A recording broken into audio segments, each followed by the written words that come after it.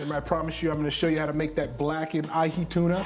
It's a little bit of a Cajun twist, that's why I'm using the blackened seasoning, but I'm just gonna make it to a nice medium rare. So traditionally, you don't have to use this for sushi. You can just cook it up and serve it on the side as a plate and be good with that. So the first thing we wanna do is get our blackened tuna all nice and seasoned.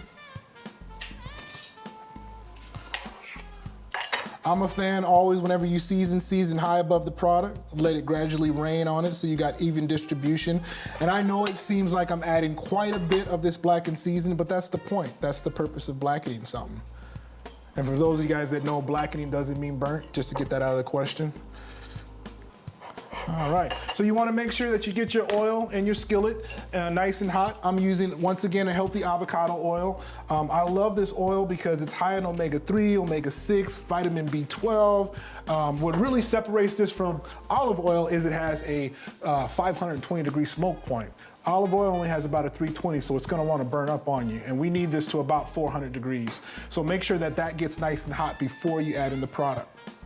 So now we're gonna go ahead and add in our blackened ahi tuna. As you guys can see, it's kind of smoking a little bit. That's what you want. That lets you know that that temperature is really up to par. So we're just gonna take that ahi tuna and set that right in there.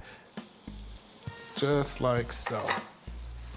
While that's cooking, I'm gonna go ahead and get my rice going. Remember, we just wanna add just a little bit of that rice vinegar. Get that nice little mix. And I'm actually gonna add some of the blackened seasoning to the rice just so it makes sense with the tuna. And remember when you mix that, remember my rule of thumb, be nice to the rice, you guys. Mix it very carefully, very delicately. All right, that's ready to go. So we'll check on our ahi tuna. And you just wanna kinda tell, as you can kinda see how it starts to kinda cook from the bottom up. You wanna leave probably about 1.5 inch gap in it, and that's gonna let you know that it's nice and rare. So that looks like that's about ready to flip. And as you see, you got that nice blackened sear. That's what you're looking for. So I'm just gonna go ahead and check on that tuna. Oh yeah. As you can see right there, get on up here close and check that out. Yeah, as you can see how it's nice and blackened. It looks burnt, but trust me, it's not burnt. So please don't burn this, you guys. All right. Get our rice going. So I have one of these little fancy gadgets. I know that typical Japanese, they will just do the finger sushi with their fingers, but I'm just gonna take this and actually just stuff it right into these little rolls, these little holes, just like so. And I like using these little gadgets because it just gives me a nice, pretty presentation. I'm just gonna squish that. All right, take that off. And we're just gonna slam that on there, kind of put my finger right in there to release them. Right, so this is definitely the way to go if you wanna put it on that upscale and that higher level. So we're just gonna take some of those little sheets and just put that right at a slight angle. Remember, when you guys are plating this up, presentation is everything. Please don't forget the presentation. That's your chance to shine. That's your chance to show off. Let everybody know what you've been doing in the kitchen all day. So now we'll take our tuna, see how rare it is. We want to cook this to about a mid-rare. You definitely don't want to overcook it. Tuna is super lean, so if you make this well done, it definitely is not going to have the same flavor. So I want some nice long strips, so I'm just going to basically just face that off. And as you guys can see, it's nice and kind of pink in the middle. That lets me know that it's nice and medium. Then I'm just going to take those and just kind of roll them up.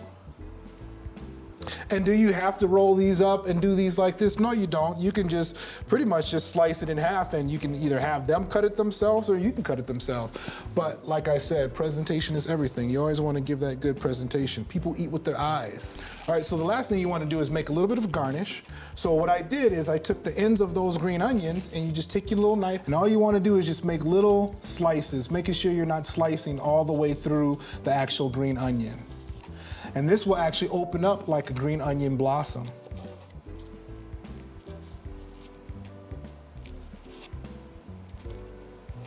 And then what you want to do is just soak these in a bowl of ice water for about 20 minutes. And when you do that, they actually come out just like that, nice little blossom. And then what I'm going to do is just stick those right smack dead into the middle of those little rice balls. The thinner you slice it, the more little leaves that you got, and they just open up really, really nice for presentation. A very cool way to use your leftovers and not throw it away, because traditionally I would just throw that away. And then the last thing we want to do to top that off is I took some blackberry balsamic vinegar and I just cooked that down just a little bit. A lot of times when you get vinegar, it's really, really thin, but as long as you keep cooking it, it actually reduces and all the water evaporates, so you have a nice thick balsamic glaze. And you can play around with it. You don't have to do blackberry, you can do raspberry, you can do just regular balsamic. We're just gonna drizzle that over the ahi tuna, just like that.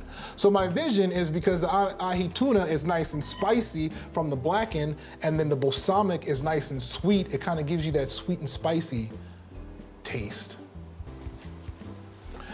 And because I have a little bit of these wasabi peas that I love so much, I'm actually just gonna sprinkle those over there. All right.